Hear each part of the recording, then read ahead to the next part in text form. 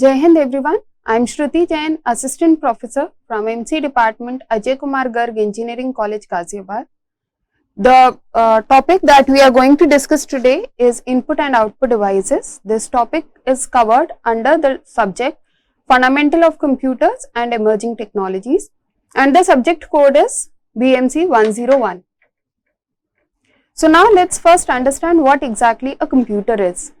So if we talk about a computer, it is a very common device that is being used today. But if we look into the formal definition of what a computer is, it is an electronic device which processes the data according to the set of instructions called programs. Now data is inputted into the computer and we have a set of instructions that are programs which process that data and give us the expected result. It can perform various tasks such as calculations, data processing and automated decision making. Automated decision making would include if you give a certain set of instructions, then it takes a decision based on the programs that are being fed into the computer and it gives an output by making the decision which output to be displayed on the set of data that you are providing to the computer. The computers consist of the hardware, the physical components and software which are the programs and the operating system. So if we talk about the hardware would include the monitor, the your keyboard, your mouse, etc. But if we talk about the software, all the applications that are installed into the computer along with the operating system are the softwares. The computers can store, retrieve and manipulate data, making them essential tools in various fields which include the science, education, business, entertainment, and we have more such fields where we are using computers nowadays. So it can even store the data. If you have already stored the data, you can retrieve the data from the already stored databases and then the data manipulation can take place. You can alter that data, you can work on that data and can save or manipulate the data and make them essential tools, making them very useful if we talk about the fields like science, education, business and entertainment purposes. Now coming to the components of the computer system, so we have the data which is inputted into the input unit. Now we have different types of input units like keyboards, mouse, etc., which act as an input unit through which acts as a medium through which we input this data into the computer system. Now with the help of this input unit, the data is taken up into the storage units, which includes the storage, secondary storage and the primary storage.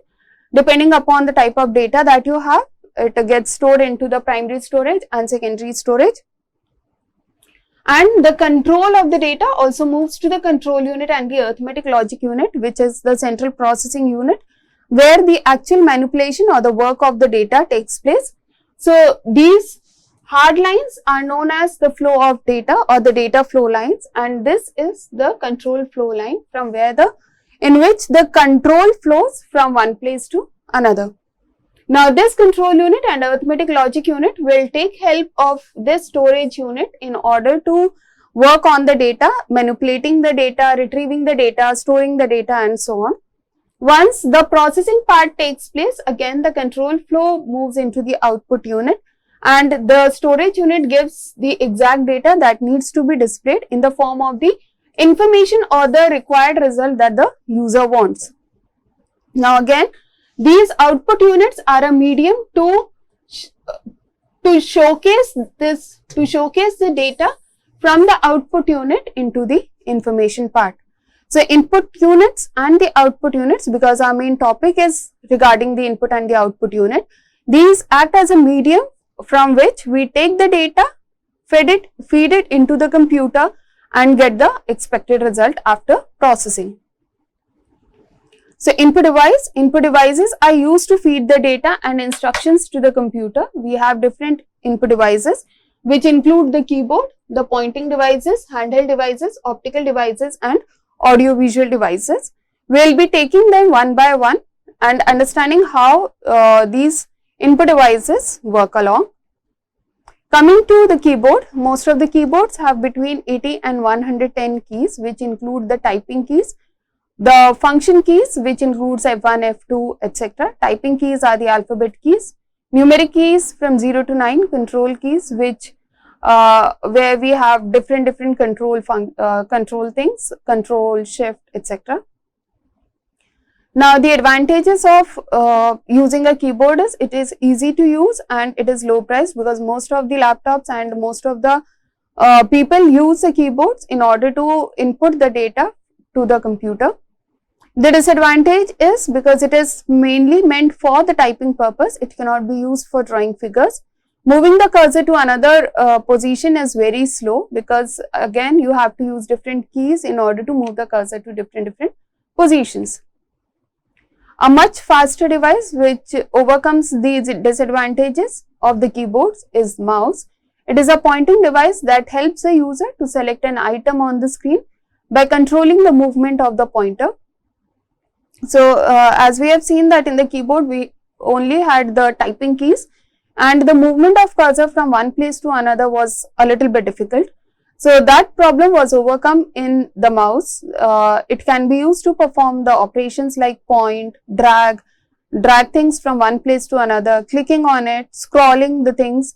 So, the scrolling helps a person to move from one place to another in a much faster way. The advantage, again, it is low priced, it is easy to use and can be used to quickly place a cursor from one place to another. Again, the disadvantage, it needs extra desk space to be placed and move easily, and the ball must be cleaned to remove the dust from it so that it can work fine, otherwise it will be working in a slow speed. The next device that we have is the touchpad. It is a small flat rectangular stationary pointing device with a sensitive surface of 1.5 inch to 2 inch. If we look into the keyboard, this part is a touchpad which touching on which you can move your cursor or move your pointer from one place to another. Users have to slide their fingertips across the surface of the pad to point to a specific object on the screen. These surfaces translate the motion and the position of user's finger to the relative position on the screen. Now, the advantage, again, which we were saying that while we were using the mouse, we need to have an extra space and the ball needs to be clean, that those disadvantages are overcome into the touchpad. It occupies less space and it is easy to use. It is built in the keyboard, so we need not to carry an extra device for it. Like in the previous part, we have seen along with the keyboard, if we want to have a pointing device, for that we need to use mouse. But here this touchpad is already inbuilt in the keyboard, so we do not need any additional device for it. The handheld devices, we have some of the handheld devices like joystick, stylus and touchscreen. Joystick, it is a cursor control device which is widely used for computer games and CAD/CAM applications. If we talk about a stylus, it is kind of a pen shaped device which is used to enter the information, or if you want to write something on the touch screen of the handheld device, then you can use a stylus. We have the smart boards which again work with a stylus. If you want to write something, these help you to say whatever you are writing onto this smart board, so that whatever handwritten notes you want to give to the students can be stored and retrieved later for your purposes. Touch screen, it is a display screen that can identify the occurrence and the position of a touch inside the display region. The user can touch the screen by using either a finger or a stylus. As you can see in the figure, we have a person who is touching the screen. If you look into the kiosks, they have the touch screen which help you to navigate by clicking on the screen itself. Then we have optical input devices. They use light as a source of input for detecting and recognizing different objects such as characters, marks, codes and images. Some of the optical devices include the barcode reader, image scanner, OCR devices, OMR devices, MICR devices. So, coming to each one of them one by one, barcode reader, it works by directing a beam of light across a barcode and measuring the amount of light reflected back. You would have seen these barcodes are at the back of the books or the notebooks or even the products that you are purchasing. So, these barcode readers are now getting available at a very low cost. The advantages are low price, these are portable and easy to use, and disadvantages, it must be handled with care because just a minor defect in the device could lead to a huge loss. It can interpret the information using a limited series of thin and wide bars. To interpret other unique identifiers, a bar display area must be widened up. Coming to image scanners, they capture the image, printed text, photographs, etc. and they convert them into the digital images for editing and display on the computers. Some of the advantages include any document can be scanned and stored in a computer for further processing. Scanned and stored documents will never deteriorate in the quality with the time. Disadvantage, these scanned documents are bigger in size as compared to the text files, and these scanned documents are uneditable. If you want to make any changes to these, then these scanned documents cannot be editable. The next input device that we are talking about is the optical character reader, which converts the printed material into the text or word processing files that can be easily edited and stored. The advantage of it is the printed documents can be converted into the text files, and these files occupy less space and are editable as compared to the image scanned files. Disadvantage, they cannot recognize all types of fonts, they are limited to certain fonts, and the documents that are poorly typed or have strikeovers, they cannot be recognized. So here the typing needs to be very clear. Mark reader, mark recognition, that is OMR, the process of electronically extracting the data from the marked fields such as check boxes or filled in fields on the printed form. So the advantage is it works at a very high speed and can read up to 9,000 forms per hour. But the disadvantage again is it is difficult to gather large amount of information from these. Some data may be missing into the scanned document, and a sensitive device, it is a sensitive device, it rejects the OMR sheet if it is folded, torn or crushed. That is why whenever during the exams, whenever any OMR sheet is provided to the students, they are they are informed in a very clear instructions that the sheet should not be folded or torn. The next one that we have is magnetic ink character reader, which is used to verify the importance of the paper documents, the validity of the paper documents, especially the bank checks. It consists of magnetic ink printed characters that can be recognized by high-speed magnetic recognition devices. The advantage is it is easy to read and it is highly secure, and disadvantage is because it is used for very special purposes, it is little bit expensive as compared to other devices. Some audio video input devices are also there. Some audio input devices, they are used to either capture or create sound. The examples could be the microphones or the CD players. They enable the computers to accept music, speech or sound effects for recording or editing. For video, we have digital cameras and web cameras which are used to capture video from the outside world into the computer. Now coming to some of the output devices, we have the soft copy devices and hard copy devices. These output devices are electromechanical devices which accept digital data from the computer and convert them into the human understandable form. So if we talk about the soft copy output devices, they produce an electronic version of an output, like a file that is stored on a hard disk, CD or a pen drive is displayed on the computer screen. The output can be viewed only when the computer is on. A user can easily edit the soft copy output. Searching for data in the soft copy is easy and fast. Coming to monitors, they are used to display the video and graphic information that are generated by the computers through video cards.